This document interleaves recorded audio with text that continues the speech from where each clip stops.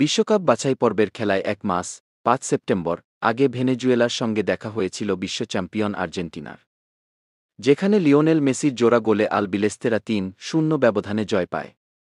একই দাপট আজও শনিবার দেখিয়েছে লিওনেল স্কালোনি। তবে একের পর এক আক্রমণের পসরা সাজিয়েও তাদের হতাশ হতে হয়েছে সুযোগ মিস ও ভেনেজুয়েলা গোলরক্ষকের দারুণ দিতায়।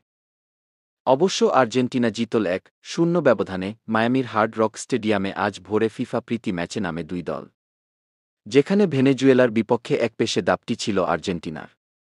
তবে ব্যবধান বাড়াতে না পারার হতাশার ছাপ ছিল অভিজ্ঞ ও তরুণ ফুটবলারদের চোখে মুখে। ম্যাচে ৭৭% বলের দখল রেখে ১৭টি শট নেয় আর্জেন্টিনা। এর মধ্যে লক্ষ্যে ছিল ৯টি।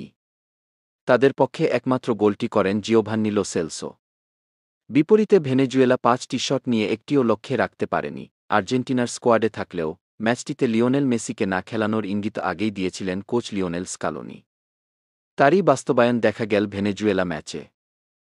মেসিকে বিশ্রামে রেখে তরুণ ফুটবলারদের পরখ করে দেখেছেন বিশ্ব চ্যাম্পিয়ন কোচ। তাদের আরও বড় জয় পাওয়া হয়নি ভেনেজুয়েলা গোলরক্ষক হোসে কন্ত্রেরাসের দুর্দান্ত সব সেভের কারণে। তিনি অন্তত ১০টি শট ঠেকিয়েছেন, যার ৬টিই ছিল দ্বিতীয়ার্ধে। শুরু থেকে প্রতিপক্ষের ওপর চাপ প্রয়োগ করতে থাকে আর্জেন্টিনা। ৬ মিনিটেই প্রথম সুযোগ পায় তারা, তবে লাউতারো মার্টিনেজের প্রচেষ্টা ব্যর্থ করে গোলবারের উপর দিয়ে বল পাঠান ভেনেজুয়েলা গোলরক্ষক।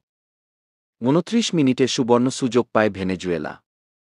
মেন্দোজার বাড়ানো ক্রসে দ্বিতীয়বারে প্রায় ফাঁকায় ছিলেন মার্কাস, কিন্তু তিনি হেডটি লক্ষ্যেই রাখতে পারলেন না। এরপরই কাউন্টার অ্যাটাকে উঠে আলভারেজ ও লাউতারো হয়ে বক্সে বল পেয়ে যান লো সেলসো।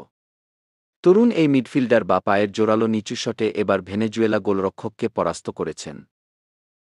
৩১ মিনিটে এগিয়ে যাওয়া আর্জেন্টিনা মিনিট ১০ পরই ব্যবধান বাড়াতে পারত, কিন্তু ৩ ডিফেন্ডারকে কাটিয়ে দুবার শট নিয়েই লাউতারো গোলরক্ষক কন্ত্রেরাসের কাছে পরাস্ত হয়েছেন।